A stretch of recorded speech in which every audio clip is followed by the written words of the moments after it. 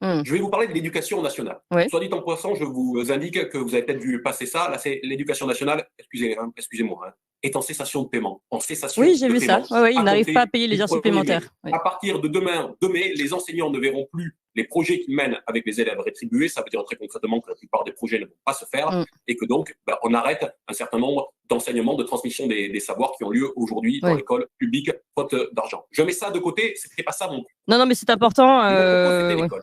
Ouais, allez-y, oui.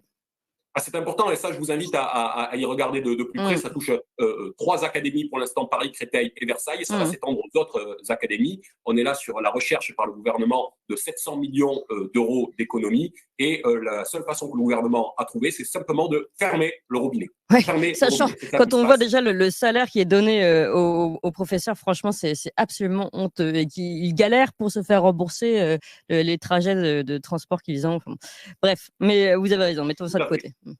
Mais malgré tout, je voulais parler de l'éducation nationale, parce qu'il y a un mouvement puissant actuellement dans l'éducation nationale contre le choc des savoirs de M. Attal et contre les groupes de niveau qu'il veut mettre en place.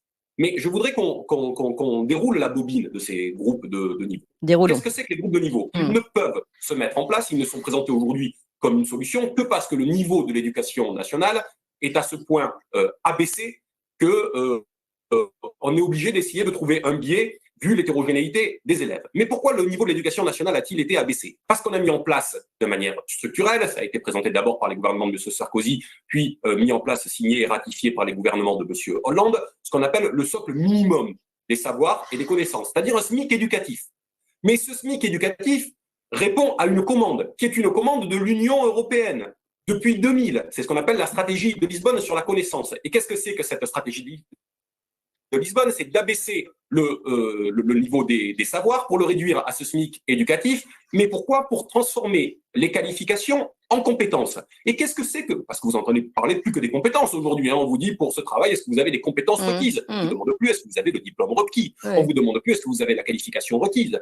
Sauf que quelle est la différence entre les qualifications et les compétences? C'est que les compétences sont attachées au poste de travail, quand les qualifications étaient, elles, hier, attachées à l'individu. Oui. Ça veut dire qu'en revendiquant des compétences plutôt que des qualifications, les salariés deviennent interchangeables. Ouais, c'est donc l'ensemble de ce modèle qui est en train de basculer et c'est ça qui est construit depuis 40 ans, on le disait tout à l'heure. Concrètement, sur ce point-là, ça a avancé depuis 20 ans et on en arrive aujourd'hui au stade où ça devient quasiment inéluctable. Voilà le processus qui est à l'œuvre, qui met en compétition les salariés et les salariés aujourd'hui le refusent et on doit aussi voir la baisse de la productivité actuelle sous ce prisme-là.